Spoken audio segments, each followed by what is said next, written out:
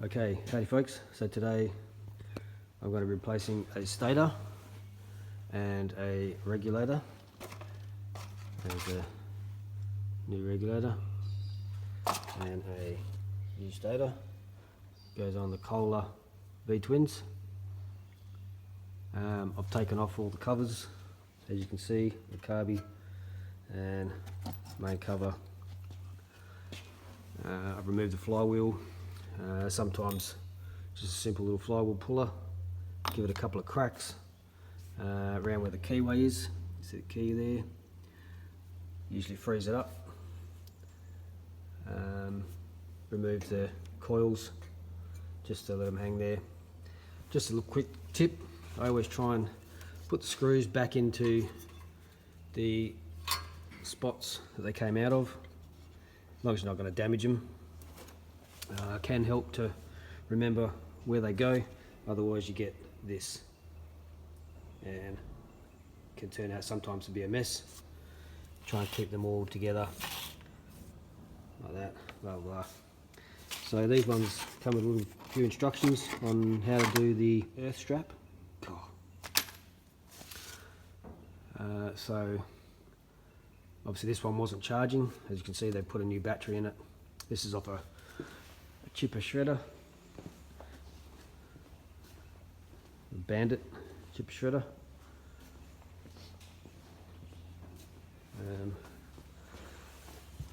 So yeah, I'm going to go ahead and replace that, and then we'll check the charge. Another tip, sometimes you don't always have to take off the whole items. So here we have a plate which covers the back and stops any air from the fan getting outside and directs it back up into around the cylinders, keep them cool. So we don't have to pull that off completely. These two wires here come to the plug for the regulator, so then we can just slip those out, easy peasy. Okay, so I've cut these down, or this one because it was extra long. Comes with new set of terminals. Always good to solder those on any terminals and wiring job. Try and solder them back on if you can, rather than just crimping. It's always a much better connection. Trim down, you can see there's quite a lot there, being possibly a multi-fit stator for many engines. This one is a CH730. So yeah, I've cut that down, crimped it up. Was going to use my 12 volt soldering iron, which is an absolute gem of a little soldering iron, especially when you're out in the bush a lot, but flat battery. So anyway, all done, so we'll go ahead and put that back on with a new stator and get this engine assembled.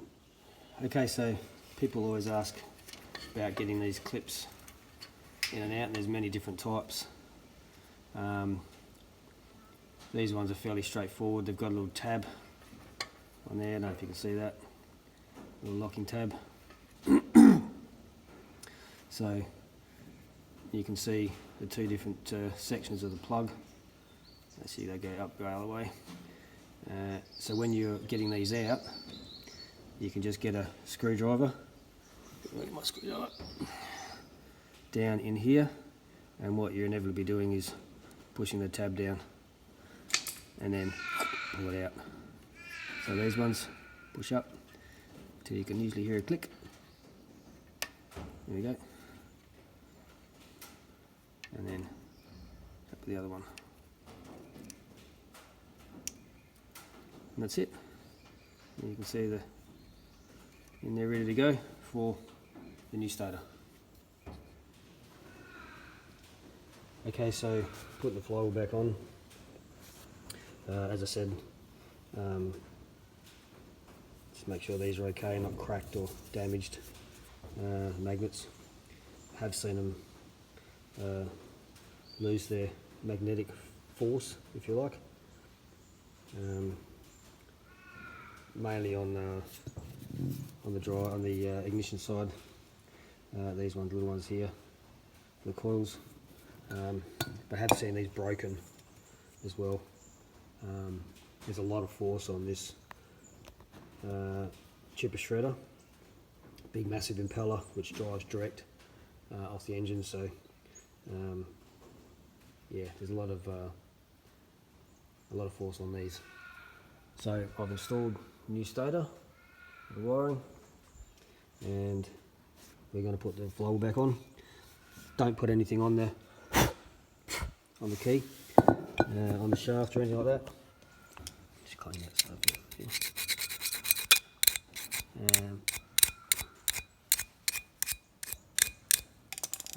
And always check the key. This is a Woodruff key, half moon shape. Make sure that's okay. I have seen one of those bend, so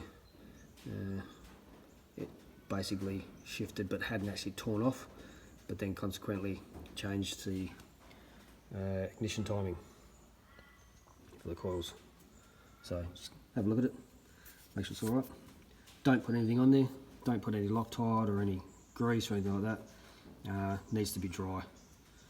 Okay, basically the taper and the locking up of the bolt will pull it all together and stop it from moving, hopefully.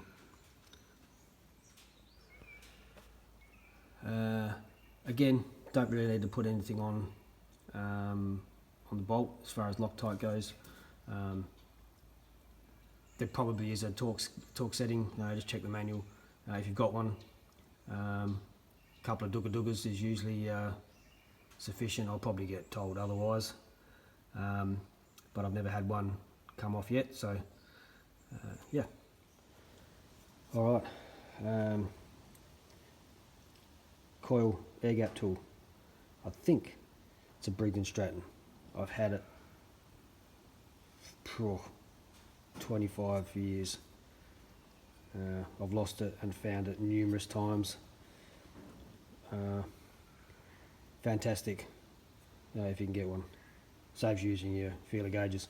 I think it's about 25 thou, somewhere in there, 25-30 thou. But get your magneto lined up and then slide that in. Sorry for my terrible camera work.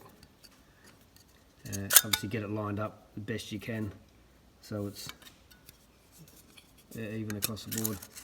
Slide that in, and then we're just going to loosen these off again, push it down, hold it down, and then lock them back into place.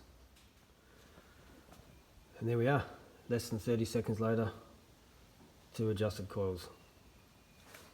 Alright, we'll just check all the wiring, make sure everything's out of the way, and then we'll go and reassemble the engine. Okay, so we're going to fit the regulator now, which go down, go in there like that. Can get hot, that's why they have these little cooling fins. The old, I don't know if you can see that in there, there's a little, that one down just in there, in the bolt. Ahead and fiddle that up before we go too far with bolting. Also, just a good word of thumb is to put your bolts in for the cover. There's some more down here I've got to put in yet, that one under there, and just line it all up and make sure it all fits in correctly, because they can get a bit tricky. And make sure nothing's pinched, make sure no wiring's pinched, make sure the wiring's come in. It's a bit of a schmozzle down there, but there's a lot of safety features on this thing, so just make sure nothing's pinched, make sure everything's in place before you go too far, because sometimes you can get carried away. Alright, there it is. I've kind of tucked it up underneath there so it doesn't rub on this engine chassis. There's the air strap and the regulator bolted in. Just make sure you give these terminals a bit of a clean up as well. Otherwise they get a bit corroded and rusty and what we call green death. This helps with better contact. Yeah, there you go. Alright, we'll get the rest of this engine bolted up. We may have to jump start this battery because, as you can see, you've got no more grain in it. Last time I was out, it was, I think they were using it, so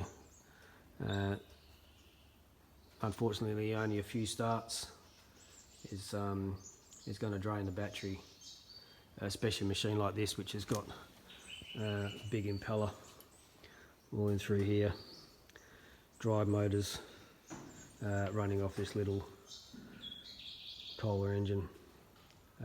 Still a good little engine, does its job, but the force that obviously this drive system has on it, it's quite significant. So yeah, not going to take too many starts before this battery is going to drain. So that's why we need a charging system. Okay, so we're all the engines back together. There we are. Engines back on. And here's my dirty rag. See how to jump start. The old deal. And see if we get a charge.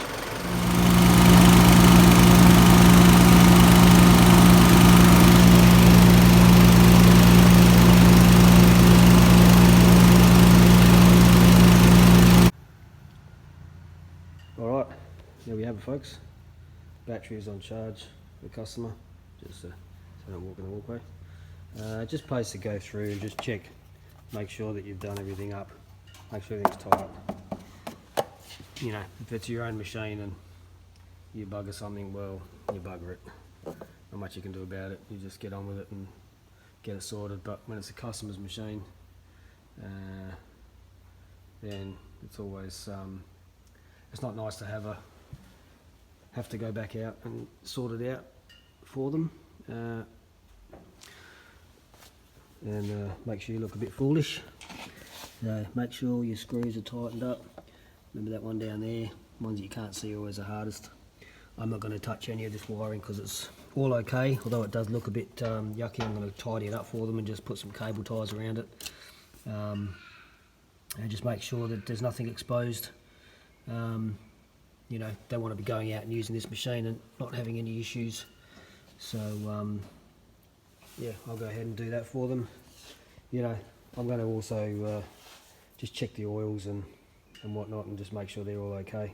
They have got an exhaust leak. Someone's done a fabulous repair on this one, but they have got a little gasket leak there. You can see it's a good indication that something's been leaking. So otherwise, she's all go. She's charging. Jump start it. You saw a charge rate. It'll fluctuate obviously depending on battery charge as well. You know, these things aren't designed to put a massive amount of charge into a battery from completely flat, so don't expect it, unless you're going to run it for a few hours at a time, don't expect it to charge quickly.